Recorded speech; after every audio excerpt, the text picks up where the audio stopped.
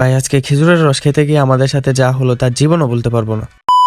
রাতের 4টা বাজে সবাই মিলে বের হয়ে গেলাম খেজুরের রস খেতে, কারণ সবার আগে না গেলে পাবো না, তাই এই শীতের মধ্যে এখন আমার গাড়ি চালিয়ে যেতে হবে। যাওয়া তো শুরু করলাম, কিন্তু রাস্তার এই ঠান্ডা বাতাসে আমার শরীরের 12টা বাজে দিতেছে। মনে মনে প্রতিজ্ঞা করছি, যাই হোক খেজুরের রস না খেয়ে আমি বাড়ি ফিরবো না। কিন্তু আমাদের আস্তে আস্তে দেখেন আরো অনেক মানুষ চলে এসেছে। মনটা চাইতেছে নিজেই উঠে পড়ি। অবশেষে গাছ থেকে রস পেরে আনলো, কিন্তু এখান থেকে আমাদের দিবে না বুঝি, কারণ যারা ওদের সাথে মোবাইল ফোনে কথা বললে আইছে তাদের নাকি দিবে। এই কথা শুনে তো আমার মাথা নষ্ট হয়ে গেছে। আর হ্যাঁ, আমরা শুধু এখানে, আরো অনেকে রসের আশায় দাঁড়িয়ে আছে। বিষয়টা এমন হয়ে গেছে, মানুষ বেশি কিন্তু খেজুরের রস কম, আর এখন শুধু এই গাছটার রস ওই বেঁচে আছে। তো এখন যেভাবেই হোক না কেন রস আমাদের আদায় করতেই হবে। রস দেখে আমরা তো অনেক খুশি, আর যেই মুখের মধ্যে দিলাম অমৃত। এখন মনের মধ্যে অনেক শান্তি লাগতেছে, কারণ অবশেষে রস খেতে পারলাম। আর হ্যাঁ, আপনারা যাই বলেন না কেন, এই শীতের মধ্যে বন্ধুদের সাথে এসে খেজুরের রস খাওয়ার আলাদা একটা শান্তি। যাই হোক, আমি তো রস খেয়ে আসলাম, আপনারা কি এই শীতের মধ্যে খেজুরের রস খাবেন না? বেশি চিন্তা ভাবনা না করে চলে যান রস খেতে। তো আজকের মতো বিদায় নিচ্ছি। প্রিয় ভিডিওটি ভালো লাগলে লাইক, কমেন্ট এন্ড শেয়ার করে দিও। আল্লাহ হাফেজ।